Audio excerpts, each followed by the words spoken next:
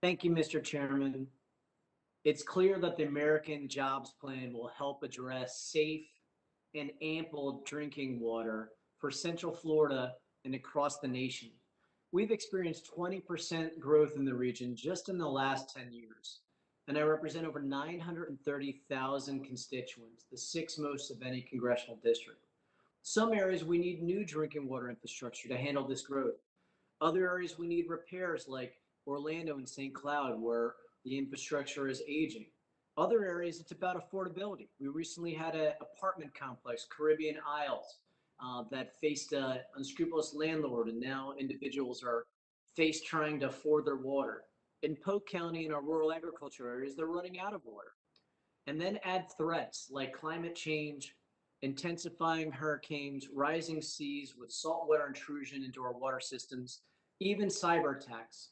And we understand that risk and resiliency is critical. Just over in Tampa Bay, an Oldsmar city worker noticed something odd on his remote work computer one afternoon in February.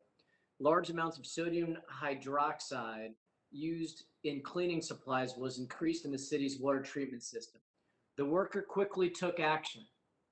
What had happened? There was almost a hack in that water system in Tampa Bay that would have poisoned thousands of residents. So I want to focus my questions on the importance of risk and resiliency programs for water systems. Section 1433 of the Safe Drinking Water Act was created through bipartisan work on this committee. It requires water systems to assess and address their vulnerabilities to extreme weather and climate change, as well as intentional acts like the Oldsmar water system cyber attack.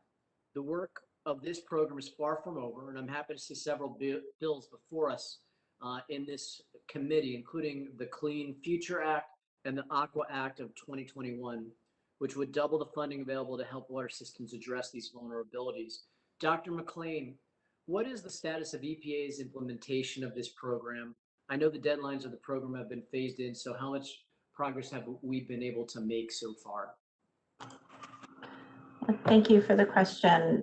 The resiliency of our water systems is a critical need, both from a natural disaster standpoint as well as from a cybersecurity standpoint. And the risk assessment and resiliency program established under AQUA has been an important program in requiring systems to do risk and resiliency assessments and make emergency response plans based on those assessments. We've seen very good compliance with the mandates put in place. So far, the dates have passed for the largest water system and for the medium water systems for the risk assessment plans. And we've seen very good compliance, and we're already seeing risk assessments come in for the smallest water systems, and the deadline for that is in another month. Thank you, Dr. McLean. These water systems are developing vulnerability plans. How much money has gone out the door so far once we've reached the implementation stage of the program? The under AQUA, the program is a mandate for systems to develop the assessments and the plans. We have financing available under our state revolving funds and other programs for systems that want to make changes to their system based on the plans that they've put in place. Well, thank you, Dr. McLean. Able to supplement your total amount that's been spent so far on the implementation stage of the program. I know the committee would be helpful for us. What other tools has EPA made available to water systems to help them adapt to climate change and address cybersecurity? Thank you for the question. We have a number of tools available for systems to address climate change. As I mentioned earlier, we have a specific technical assistance program creating resilient water utilities, and we also have funding and financing programs available to help make those changes.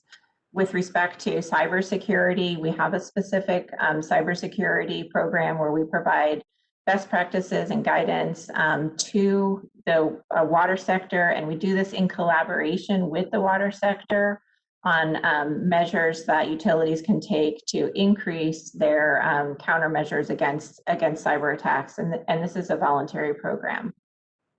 Thank you. My time's expired.